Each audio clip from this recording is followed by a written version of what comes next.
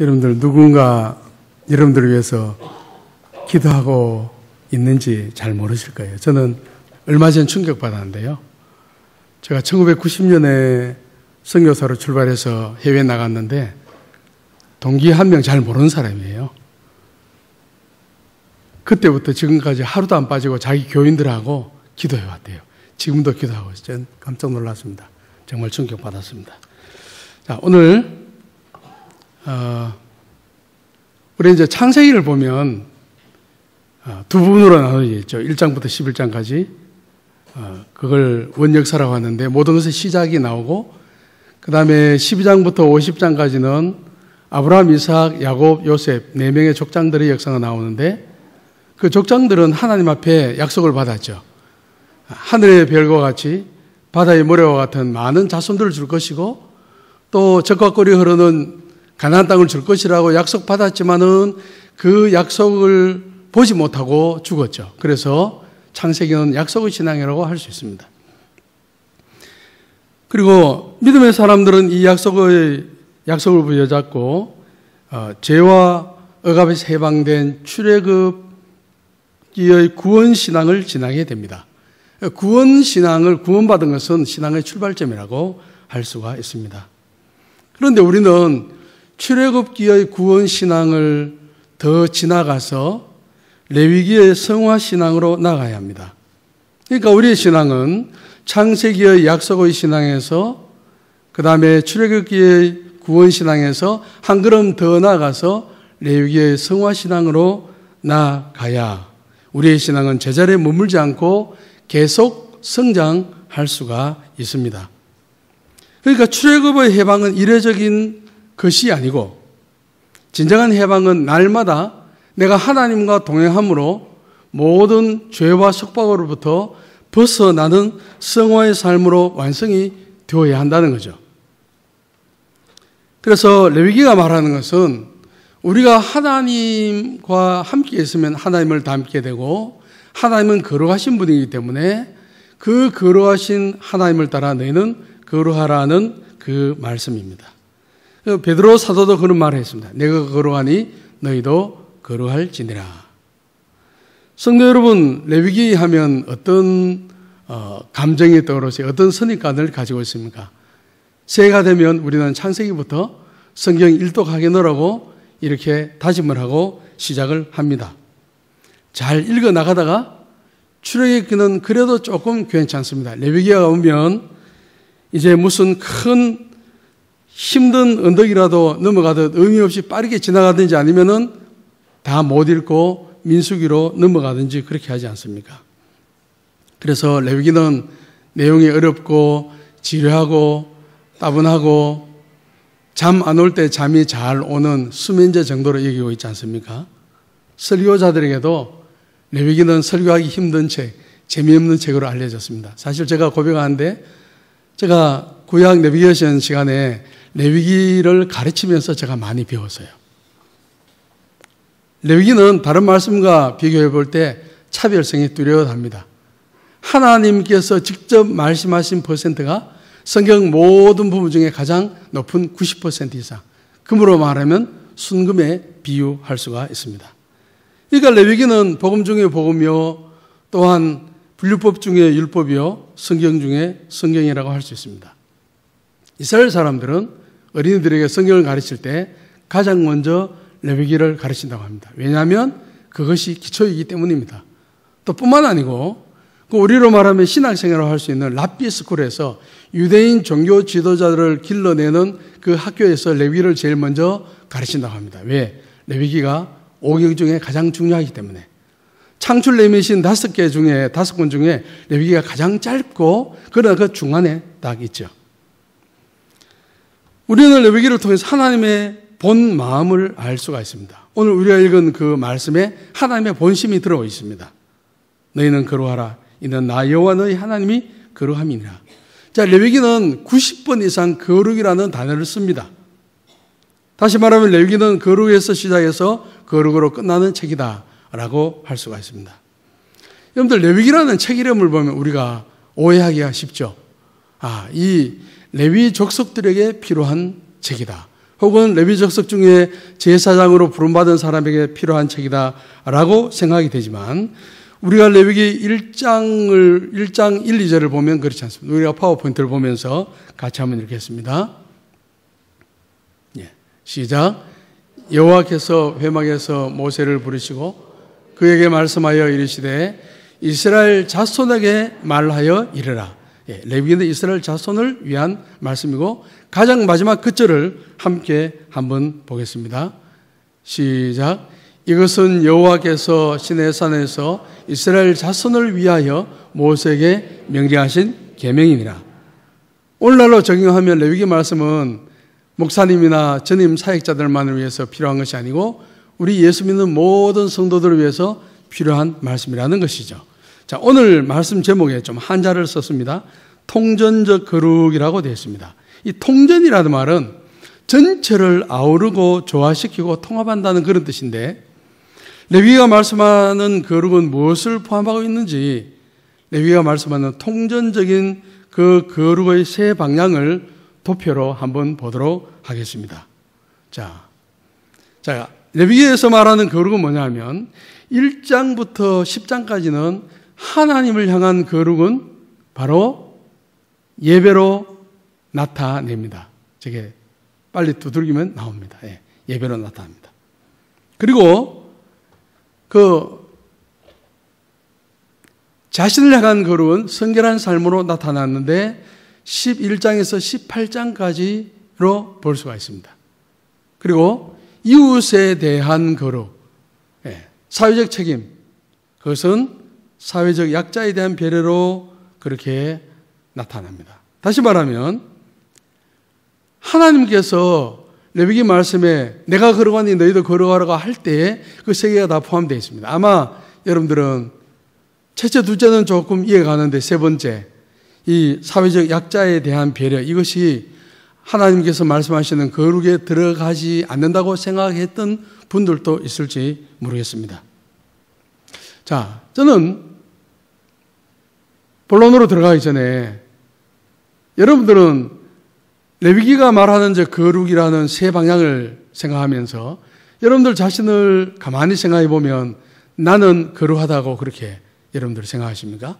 저는 저걸 보면서 저 자신에게 시작하기 전에 나는 과연 거룩한가? 조금 충격받았습니다. 제가 점수를 매겨보니까 저 같은 경우에 그랬어요. 하나님을 향한 예배를 통해서 나타난 하나님을 향한 거룩은 그래도 조금 나은 것 같고 그 다음 순서는 뭐냐면 저 자신이 성결한 삶을 살아가는 것. 두 번째. 세 번째는 사회적 약자에 대해서 배려하고 하는 사회적 책임에 대한 부분이 제일 약한 것이 아닌가. 그래서 저에게 만약 묻는다면 하나님 앞에 거룩하냐 할 때 자신 있게 나는 거룩하다고 말할 입장에 못 된다는 것을 알고 이래서 목사 자격이 있는가 다시 한번 저 자신을 생각하게 됐습니다. 그래서 오늘 저녁 말씀은 거룩의 참된 의미를 알고 하나님께서 원하시는 균형 잡힌 거룩에 한 발자국 더 다가가는 것이 오늘 저녁 말씀을 전하는 목적이라고 할 수가 있습니다. 그래서 오늘 저녁 말씀을 통해서 거룩이 무엇인지 이해하고 하나님께서 기뻐하시는 거룩으로 한 발자국 더 다가가는 우리 모두가 되기를 바랍니다. 짧은 시간에 세 부분을 다 말씀드리는 건 어렵지만 일단 하나님에 대한 거룩을 먼저 다루고 시간이 나는 것만큼 두 번째, 세 번째를 다루도록 하겠습니다. 1장부터 10장까지를 쭉 보면 우리 모두 나가는 것처럼 레위기의 5가지 제사가 먼저 나옵니다.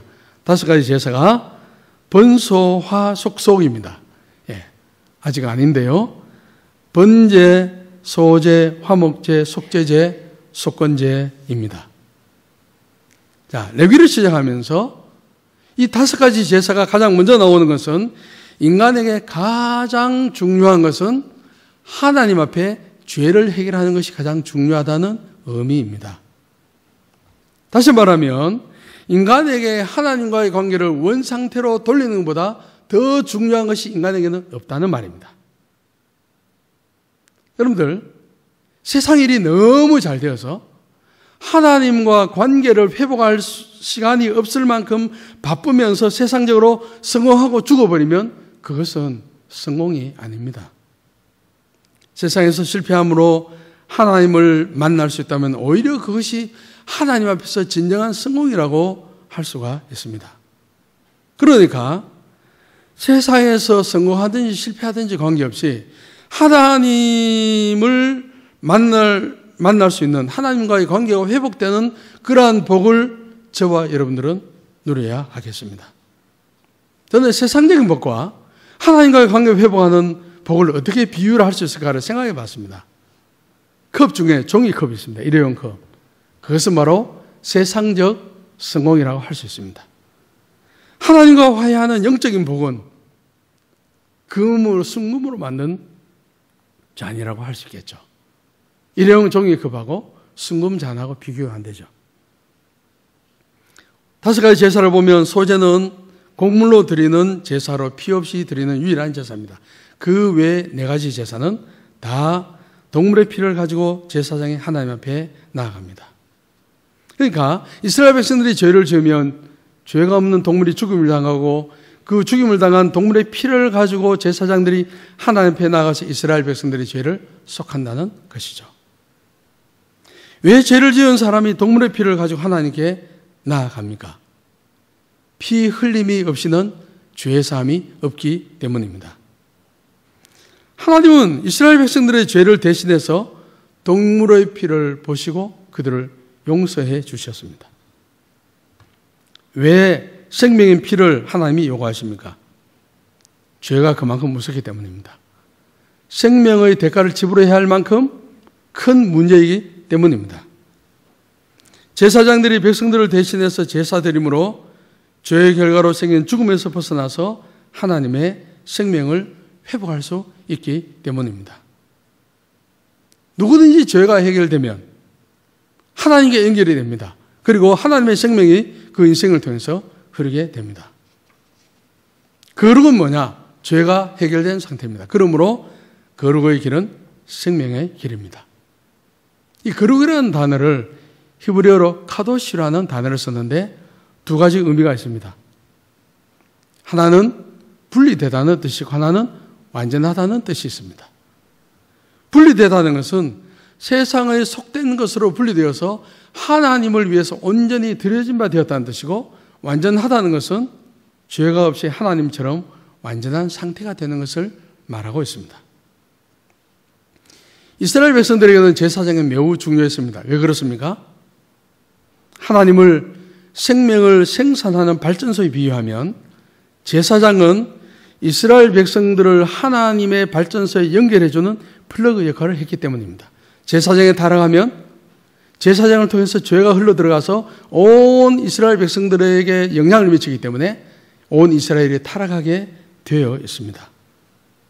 우리가 전기를 쓸 때 플러그가 고장나면 2가지 현상이 생기죠. 합선이 되어서 불이 나서 집을 다 태워버리든지 아니면은 전기가 나가버리든지 그렇게 되는 것처럼 하나님과 이스라엘 백성들을 연결시키는 제사장의 역할은 매우 중요했습니다. 구원이 무엇인가? 그것은 죄인이 하나님의 생명에 연결되는 것입니다. 그래서 하나님의 생명인 영생을 취득하는 것입니다. 교회는 무엇인가? 예수 그리스도를 믿음으로 하나님의 생명과 연결된 사람들의 모임이라고 할 수가 있습니다. 구약의 5대 제사는 사실 예수 그리스도의 십자가의 그림자라고 할 수 있습니다. 예수 그리스도의 십자가에서 5대 제사가 다 이루어졌습니다. 구약에서 제사 드릴 때 3가지가 필요했습니다. 첫째로 필요한 것은 제사 드리는 장소인 성전 혹은 성소 회막이 필요했습니다. 하나님이 임재하시는 장소가 필요했고, 2번째 필요했던 것은 제사를 드릴 자격을 갖춘 제사장이 필요했습니다. 레위인 족속 가운데 제사장이 선발이 되죠. 3번째로 필요했던 것은 희생 제물이 필요했습니다. 1장 2절에 보면 누구든지 여호와께 예물을 드리거든 가축 중에서 소나 양으로 예물을 드릴지니라 할 때 이 예물은 이 코르반이라는 단어를 씁니다. 신약에 보면 코르반이라는 말입니다. 네. 코르반은 하나님께 나아갈 때 빈손으로 나아가지 않고 하나님께 드리는 희생 제물을 코르반이라고 합니다.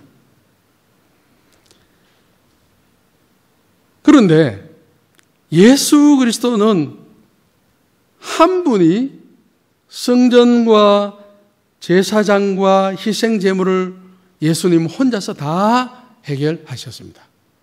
주님은 이렇게 말씀하셨죠. 너희가 이 성전을 헐라 내가 사흘 동안에 일으키리라 고 하면서 성경은 바로 이어서 그것은 뭐냐 하면은 예수는 성전된 자기 육체를 가리켜 말씀하시니라. 성전은 하나님을 만나는 장소입니다. 우리는 예수님을 통해서 하나님을 만날 수 있습니다. 하나님이 예수 그리스도 안에서 100% 나타나신 것입니다. 예수님은 성전이 되셨습니다. 예수님이 우리의 영원한 대제사장이 되셨습니다. 히브리서에 이런 말씀이 있죠. 내가 영원히 멜기세덱의 반차를 따르는 제사장이라. 거기 보면 레위계통의 제사장은 인간이기 때문에 불완전한 제사장입니다. 그러나 지극히 높으신 하나님의 제사장인 멜기세덱의 반차를 쫓는 제사장인 예수 그리스도는 하나님께서 시간을 초월해서 영원히 대제사장 직분을 맡을 수 있는 그런 분입니다. 지금 주님은 어디 계십니까? 하나님 보좌 우편에서 우리를 위해서 기도하시는 영원한 대제사장이십니다. 뿐만 아닙니다. 주님은 스스로 희생 제물이 되셨습니다. 오직 그리스도는 죄를 위하여 한 영원한 제사를 드리시라고 했습니다. 흠없는 피를 드리심으로 주님은 희생 제물로 드리셨습니다. 죄 없는 완전한 희생 제물인 주님 자신의 피를 가지고 우리 죄를 깨끗하게 하셨기 때문에 하나님 아버지의 진노를 누그러뜨릴 수가 있었습니다. 주님의 십자가의 피의 능력을 믿는 자는 부활하신 주님의 능력으로 영생을 얻게 되었습니다. 주님이 성육신하셔서 우리를 위해 생명을 주심으로 우리는 이제는 하나님의 생명에 연결되게 되었습니다. 5대 제사는 뭐냐 하면은 하나님 앞에 예배드리는 것인데 예배는 우리를 하나님의 생명에 연결시키는 것입니다. 그런데 주일날 예배드릴 때 우리는 그걸 인식을 해야 합니다. 내가 예배를 드림으로 하나님의 생명과 내가 연결이 되는구나. 매우 매우 중요한 것입니다. 교회는 하나님을 떠남으로 죽음에 처한 세상을 하나님의 생명에 연결하는 플러그 역할을 하는 귀한 장소입니다. 자, 레위기 5대 제사는 예수 그리스도의 관점으로 재해석되어야 하는데 5대 제사를 예수님의 십자가와 우리의 예배에 접목시켜서 우리가 적용해 보도록 하겠습니다. 자, 번제부터 속건제까지 밑줄 그은 것은 제가 읽겠습니다. 밑줄 없는 것은 성도 여러분들이 한 목소리를 읽어주시면 되겠습니다. 자, 번제. 주님께서 우리를 위하여 자신의 몸을 불살라 헌신해 주셨으니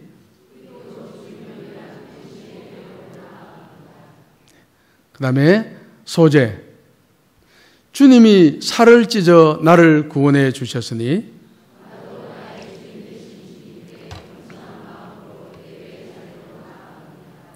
화목제. 주께서 친히 화목 제물이 되어 하나님과 평화의 자리로 인도하셨으니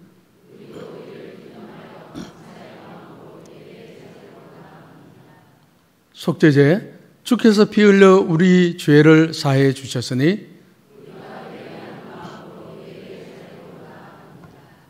마지막 속건제. 주님께서 주님의 몸으로 대신 속전을 지불하여 나를 구원해 주셨으니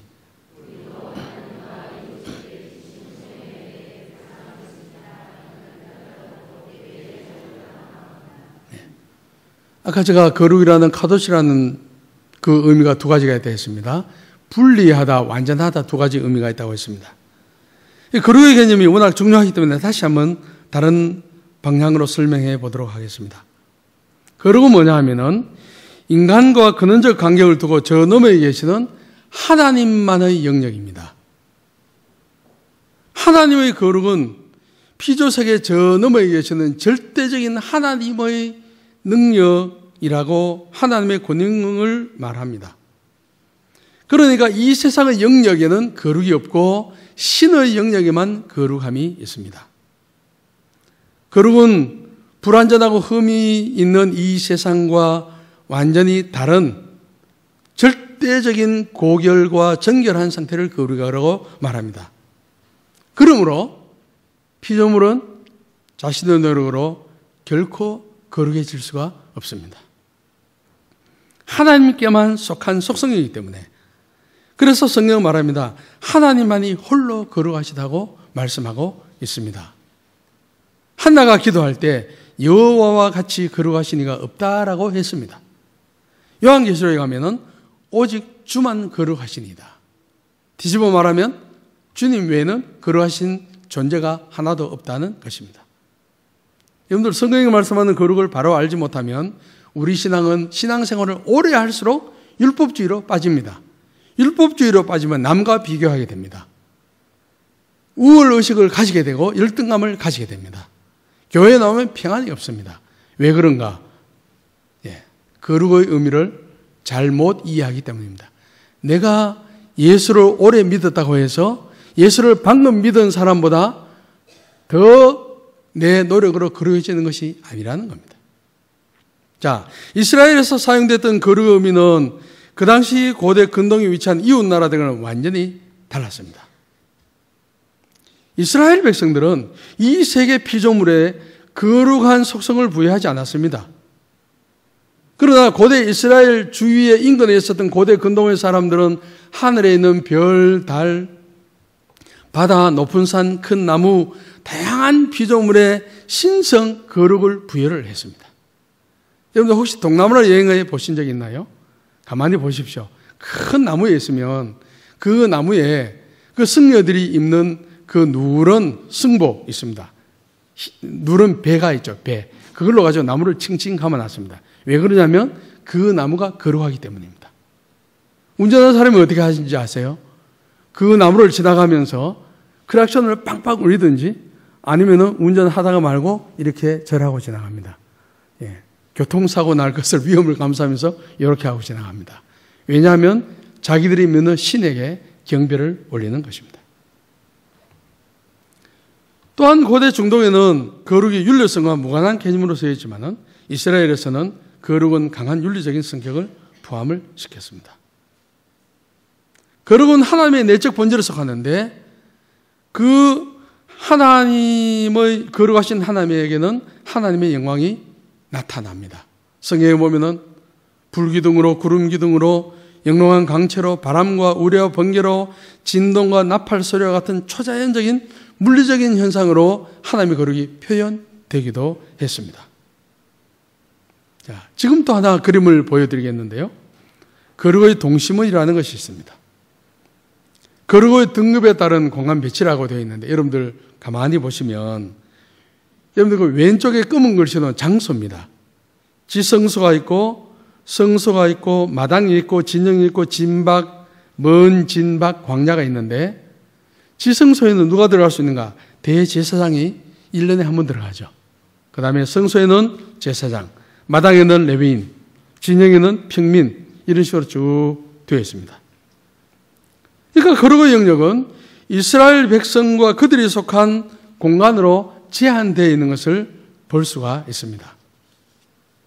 하나님께 거룩함을 부여받은 이스라엘 민족과 다른 민족 사이에는 뚜렷한 경계선이 존재합니다. 하나님이 계시지 않는 것은 어떤 일을 통해서도 거룩함이 있을 수가 없다는 것입니다. 그러니까 저걸 보면 거룩은 일종의 영역 이동입니다. 구원이라는 건 뭐냐? 세속의 영역에서 거룩의 영역으로 옮겨가는 것입니다. 그런데 중요한 건 인간 스스로의 힘으로 그 거룩의 영역으로 넘어갈 수가 없습니다. 인간이 거룩해지기 위해서는 누군가가 하나님이 계시는 곳으로 끌어당겨 줘야 합니다. 구약에서는 하나님은 제사 제도를 통해서 일시적으로 예수께서 오시기 전까지 그렇게 넘어갈 수 있도록 허락을 하셨습니다. 신약시대는 예수 그리스도의 십자가를 통해서 죄인이 하나님의 영역으로 단번에 믿는 순간에 넘어갈 수 있도록 되어 있습니다. 세상의 모든 종교는 인간 스스로의 노력과 선행과 또한 오랜 명상과 수행을 통해서 그 경계선 너머에 있는 거룩의 영역으로 이동할 수 있다고 주장을 합니다. 인간은 자력으로 해탈의 경지에 이룰 수 있다고 불교는 말합니다. 다른 종교는 거룩을 인간의 노력을 사물로 보기 때문에 인간의 고행을 강조하고 수행을 강조하는 행위 종교가 될 수밖에 없겠죠. 그러나 성경은 처음부터 거룩은 인간의 노력으로 되지 않는다고 선언을 합니다. 거룩은 뭐냐? 홀로 거룩하신 그분이 거룩하지 않은 인간에게 거룩을 덧입혀 더 씌워 주시는 것입니다. 이게 기독교와 타종교의 핵심적인 차이라고 할 수 있습니다. 하나님은 비천한 노예 민족이었던 이스라엘 백성들을 선택해서 거룩의 영역으로 끌어주심으로 그들은 거룩한 존재가 되었습니다. 신약의 택한 백성들도 마찬가지입니다. 예수 그리스도의 피로 우리를 덮어주심으로 우리를 거룩하게 만드셨습니다. 예수 그리스도의 그분의 십자가의 능력으로 우리를 거룩의 영역으로 하나님 계시는 곳으로 끌어주셨습니다. 그래서 전적인 하나님의 은혜로만 구원을 받은 것입니다. 그래서 종교개혁 슬로건 중에 하나가 있습니다. 솔라 그라티아, 오직 은혜.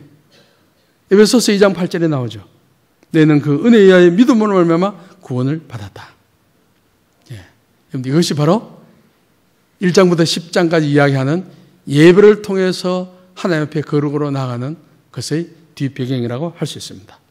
다음으로는 11장부터 18장까지 나오는 나 자신에 대한 거룩을 다루는데, 참된 거룩은 하나님과의 수직적인 관계의 거룩뿐만 아니고 수평적인 관계에 있어서 거룩도 말합니다. 그래서 바로 우리 자신의 몸을 잘 관리하는 것입니다. 11장에는 음식에 대한 규례가 나옵니다. 식생활에 대한 정결한 짐승과 정결하지 않는 짐승이 나옵니다. 정결한 짐승은 뭘까요? 하나님이 먹어도 된다고 허락하신 것은 정결한 짐승입니다.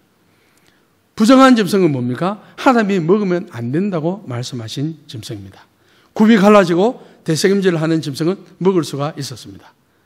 그 동물들은 인간이 집에서 가축으로 기르는 동물들입니다. 집에 있기 때문에 사나운 동물이 아닙니다. 소, 양, 염소 등 온순한 동물이죠.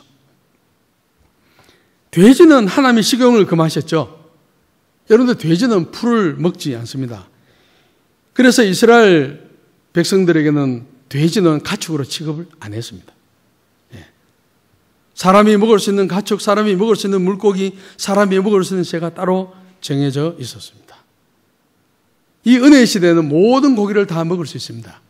그러나 성도 여러분, 무엇이나 지나치게 먹어서 자기 몸을 망치면 그것은 안 되는 것이죠. 고지혈증 있는 사람이 날마다 돼지 삼겹살을 먹는다. 그 자기 몸을 망치는 것이죠. 그거는 이 레위기적으로 볼 때 어리석은 일입니다. 음식 조심해야 합니다. 12장에 출산 규례가 나옵니다. 인간의 의식주 다음으로 중요한 것이 출산입니다. 하나님의 백성은 몸을 거룩하게 하고 정결한 음식을 먹고 해야 건강한 자녀를 낳을 수 있기 때문에 출산이 아주 중요했습니다. 여러분들, 산모가 남자아이를 출산했을 때는 일주일 동안 부정했고 33일을 지나야 피가 깨끗해집니다. 총 통틀어서 42일 동안 부정했습니다. 여자아이를 낳으면 배로 갔습니다. 2일에 동안 부정했습니다. 14일 동안 부정했습니다. 여자아이를 낳으면. 그리고 66일이 지나야 산혈이 깨끗해졌습니다. 그래서 80일 동안 시간을 소요했습니다. 자, 여기 많은 이론들이 있습니다. 산모가 여자아이 낳은 것하고 남자아이 낳은 것하고 왜 이렇게 배로 몸 조리하고 산혈을 깨끗하게 하는데 차이가 날까? 저는 한 관점만 제가 좀 재밌는 거기 때문에 제가 말씀드리겠습니다. 남자와 여자의 몸은 2780곳이 다르다고 합니다. 두세 곳만 다른 게 아닙니다. 여자아이는 출산의 기능을 가지고 태어나는데 남자아이에 비하면 훨씬 더 정밀한 기계입니다. 그래서 산모가 여자아이를 출산하면 남자아이를 출산한 것보다는 더 많은 에너지를 소진하기 때문에 더 많은 회복의 기간이 필요한 것이죠. 그래서 여자아이를 낳으면 배로 휴식하라고 하나님 말씀하신 것은 산모에 대한 하나님의 특별한 배려라고 할 수가 있습니다. 13, 14장에는 악성 피부병에 대한 규례가 나옵니다. 15장에는 유출병에 관한 규례가 나옵니다. 유출병은 쉽게 말해서 남성의 성기에서 흘러내리는 고름이나 정액 혹은 여성의 성기에서 흘러내리는 피를 총칭하는 말입니다. 하나님의 거룩한 백성은 거룩한 자손을 생산하기 위해서 성생활을 난잡하게 하면 안 된다. 거룩하게 해야 된다고 말씀하고 있습니다. 자, 18장도 그렇고 20장도 그렇고 이스라엘 가나안에 타락한 성문화를 기억하면서 타락한 성문화를 버리고 거룩한 문화를 창조하며 살아라고 말씀합니다. 레위기 18장은 근친상간을 금하고 있습니다. 동성애를 금지하고 있습니다. 수간을 금지하고 있습니다. 짐승과 교합하는 것을 금지하고 있습니다. 가나안인들은 극도로 타락해서 그 모든 것을 했기 때문에 하나님 백성인 너희들은 가서 그러면 안 된다고 말씀하고 있습니다. 그런데 동성애 성경에 너무나 분명하게 금하고 있기 때문에 키워 축제 같은 데 가서 함께 하지 마시기를 바랍니다. 감시하기 위해서 가는 것은 괜찮습니다. 자, 마지막으로 19장부터는 우리의 이웃과 사회에 대하여 어떠한 태도로 살아가야 하는지 구체적으로 말씀하고 있습니다. 성도의 사회적 책임입니다. 19장 18절에 요약하고 있습니다.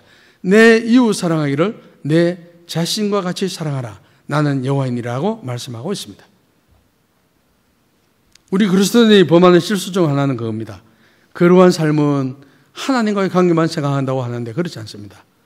내 자신의 몸과 마음을 거룩하게 하는 것도 포함이 되고 이웃과의 관계에 있어서 사회적 약자를 배려하는 것도 거룩함의 영역에 속합니다.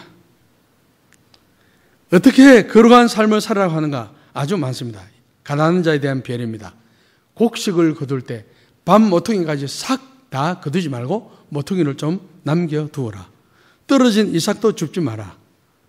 포도원의 열매를 다 따먹지 말라. 떨어진 열매도 다 줍지 말라. 가난한 자들과 거류민을 위해서 버려두라. 그렇게 말씀하고 있습니다. 그런데 19장 이외에도 많이 나오는데 이 모든 것들은 사회적 약자를 배려하기 위한 하나님의 특별한 그 사회 보장 제도였습니다. 또한 20장에 가면은 몰렉에게 자식을 바치는 행위가 나옵니다. 여러분들, 그 불로 지나가게 하고 불에 자식을 태워 죽이기도 했습니다. 우리 그리스도인들은 자식을 타락한 세상인 바빌론의 음료의 자녀가 되지 않도록 우리는 신앙교육에 힘을 써야 합니다. 타락한 성문화가 가정과 교회에 밀려 들어오지 않도록 우리는 힘을 써야 합니다. 세상이 부모를 등한히 하는 문화를 배척하고 부모와 나이 드신 어른들을 사랑하고 존경하며 어른들을 무시하는 문화에 우리는 맞서야 합니다. 그런데 몰렉에게 자녀를 드리는 것은 무엇인가? 주일이 되었는데 너 고3이니까 교회 안 나와도 된다. 그 세상이 드리는 것이죠. 우리는 악을 쓰면서까지 자녀가 세상의 몰렉에게 빠져나가지 않도록 우리는 신앙교육에 힘쓰고 애써야 합니다. 그리고 희년, 안식일이 있습니다. 안식년이 있습니다. 희년이 있습니다. 그건 다 약자에 대한 배려였습니다. 사람은 종이지만 원래 자유인으로 돌아가고 땅은 하나님의 것인데 다시 원주인에게로 돌아갑니다. 다 하지 못하고 이제 말씀을 맺겠습니다. 마지막에 레위기 26장 오면 하나님이 이렇게 말씀하십니다. 너희들이 지금까지 1장부터 말씀한 이 율법을 잘 지키면 너희들이 복을 받는다. 그러나 너희들이 불순종하면 너희들이 저주를 받는다. 너희들 두 개 중에 어느 것을 택할래? 라고 도전하는 장면이 나옵니다. 너희들이 나의 말을 지키면 내가 너희들과 함께 걸어가겠다. 그러나 너희들이 나의 모든 명령을 불순종하면 나는 너희들과 함께 걸어가지 않고 너희들과 반대 방향으로 걸어가서 너희들에게 저주를 내리겠다. 그렇게 말씀하셨습니다. 사랑하는 성도 여러분, 하나님의 복을 받는 것이 하나님의 본심이었습니다. 하나님께 나가는 거룩한 신앙의 거룩함, 하나님과 동행하는 생활의 거룩함, 자신의 몸을 성결하게 하는 것, 이웃과 관계에서 이웃을 돌보는 것에 참된 거룩이라고 이 세 가지를 말씀하고 있습니다. 레위기는 신앙의 거룩함, 개인 생활의 거룩함, 이웃에 대한 책임을 다하는 세 가지를 다 말씀을 하고 있습니다. 우리는 지금부터라도 이 세 가지를 통전적으로 통합해서 함께 하나님 앞에 이 세 부분에 있어서 더 주님을 닮아가는 거룩한 삶을 살 수 있도록 우리가 믿음으로 힘쓰는, 그래서 하나님께서 주시는 복을 충만히 받아 누리는 그러한 삶을 사시기를 주님의 이름으로 축복합니다. 289장